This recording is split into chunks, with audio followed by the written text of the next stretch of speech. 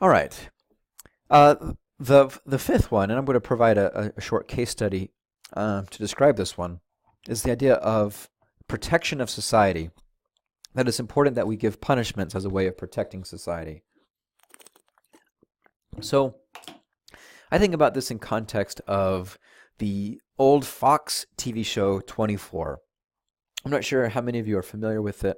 This was a show that ran for a few years in the early 2000s on Fox, and it was largely was born out of the increase in terrorism and the thought that America was a target of terrorist attacks. And so you have this guy Jack Bauer, who represents law enforcement in this fictional CTU organization. And Jack Bauer would go about and he would essentially take law into his own hands. And he would fight to save America, to kill as many terrorists as possible, to save the day at the end of those 24 hours. But Jack Bauer was also very often playing on this ethical edge between right and wrong. As a law enforcement agent, his job was to do what was right, to bring people to justice. But the means by which he often would do that were seen as suspect, maybe even unethical, even illegal. And there's one scene in particular that I'm thinking of, right, where there's this imagined massive dirty bomb that's has been hidden someplace in Los Angeles, and the countdown is on. Jack Bauer has like 2 hours to solve the day, or to solve this problem, to defuse the bomb, to find it. And he has found the terrorist. He's sitting with the terrorist. They're one-on-one, right? Jack doesn't bring them in to be questioned at headquarters, right? Instead, he like wraps them up, ties them to a chair, and puts them into the back of some abandoned warehouse.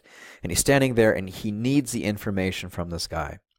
I need to know where this bomb is, because if you don't tell me where that bomb is, thousands, millions of people will potentially die.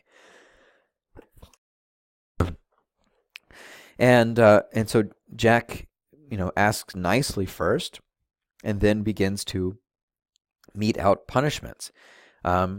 He brings out the man's wife and puts her in front of him, of this terrorist, and takes a gun and puts it to her knee and says, I will shoot her in the knee if you don't tell me where the bomb is. And Jack starts counting, and the guy's like, oh, don't do it. You won't do this. This is wrong. She didn't do anything to you. She's innocent. And if we kind of look here at some of the theories of punishment, is it ethical to punish somebody else for one's crimes? So this guy is guilty. He's a terrorist. Is it fair? Is it ethical to punish his wife, who is innocent? Right?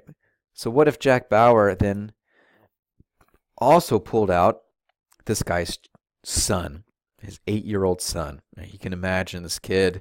He's a soccer-loving kid.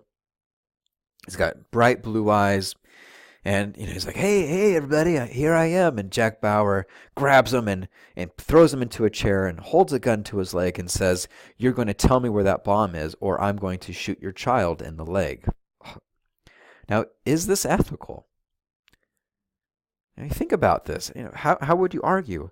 Is it ever ethical to injure another person?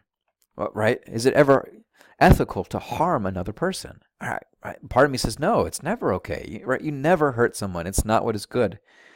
But on the flip side, if you don't find this bomb, if you don't get this information from this guy, then 10,000, 100, a million innocent people will die.